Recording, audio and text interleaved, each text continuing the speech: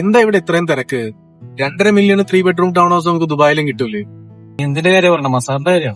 Sir ഇവിടെ ഇതിന് മാത്രം തിരക്കെന്താ ഇവിടെ? എടാ 2.5 മില്യണിന് നമുക്ക് 3 ബെഡ്റൂം ടൗൺ ഹൗസ് നമുക്ക് ദുബായിലും കിട്ടും, കിട്ടായികയൊന്നുമില്ല. ഓക്കെ, പക്ഷെ എന്തുകൊണ്ടാണ് ആൾക്കാർ മസാറിൽ വന്ന് വീട് വാങ്ങുന്നത്, അല്ലെങ്കിൽ ഇവിടെ എന്തുകൊണ്ട് മസാർ 3ക്ക് ഇത്ര തിരക്കെന്ന് ചോദിച്ചു കഴിഞ്ഞാൽ ഞാൻ ഒറ്റ കാരണമേ ഉള്ളൂ, അതിന്റെ പേയ്മെന്റ് പ്ലാൻ 10% നമ്മൾ ഓരോ വർഷവും നമ്മുടെ കയ്യിൽ നിന്ന് അടയ്ക്കുന്നത്.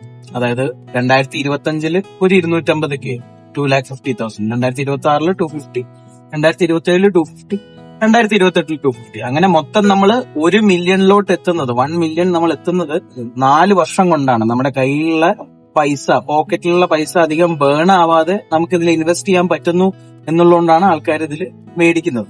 3 ബെഡ്റൂം ടൗൺ ഹൗസ് 2.5 മില്യൺ ഇപ്പൊ നമുക്കിപ്പോ ഇമാറ് തന്നാലും ദമാക്ക് തന്നാലും ശോഭ തന്നാലും ആര് തന്നാലും നമ്മൾ മിനിമം അതിന്റെ 60, 70, 80% നമ്മൾ 2 വർഷം കൊണ്ട് നമ്മൾ ഇൻവെസ്റ്റ് ചെയ്യണം. അവിടെ അത് വെച്ച് നോക്കുമ്പോൾ ഇത് ലാഭമല്ലേ? ഏറ്റവും പ്രധാനപ്പെട്ട കാര്യം എന്താ വെച്ചാൽ അടുത്ത 5 ദിവസത്തിൽ ഇതിന്റെ ലോഞ്ച് ഉണ്ട്.